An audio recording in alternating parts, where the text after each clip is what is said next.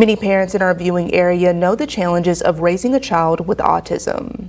In the more rural parts of the state, these parents face long daily drives for therapy or even face the battle on their own. Newswatch reporter Mike Teeney spoke with some representatives of Diversified Assessment and Therapy Services regarding their own stories, raising children with autism, as well as bringing help to rural areas. Here's the story.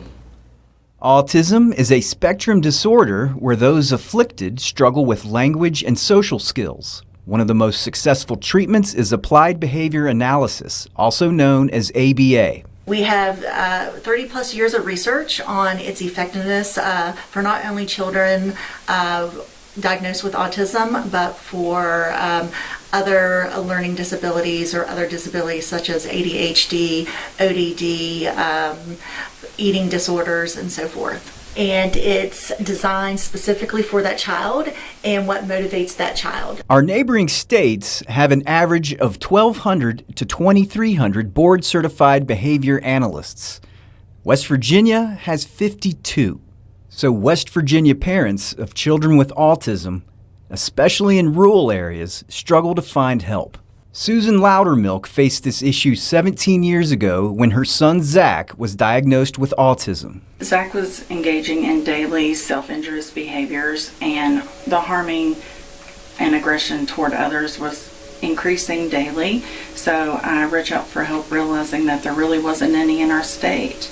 With the help of the Lewisburg community, Susan was able to raise the funds to take Zach to a clinic in Detroit where they taught her basic ABA therapy, and the change in her son was dramatic. You know, once we come back from Detroit and I homeschooled Zach using those ABA therapy principles for about a year, he was able to return to public school, and his behaviors were under control to a point where he could do so. She was so struck by the success of this therapy that in 2018 she went back to college and earned a master's in science and psychology and applied behavioral analysis. She is now close to becoming a board-certified behavioral analyst, which requires 2,000 hours of supervised field work. Yeah, I'm currently working for Diversified Assessment and Therapy Services, and I travel around our local area, but within 2 hours of my home, and provide behavioral and emotional based ABA therapy to children in need that otherwise, they wouldn't be able to get any services because they live in such a rural area of our state. In our area, the need is so great that unique and flexible approaches, such as remote supervision, are needed to provide help to families. I typically do not do remote supervision, so any supervision I've done in the past have been in my clinics, which are in Charleston and Huntington. So it's a new experience for us both. There is still a long road ahead.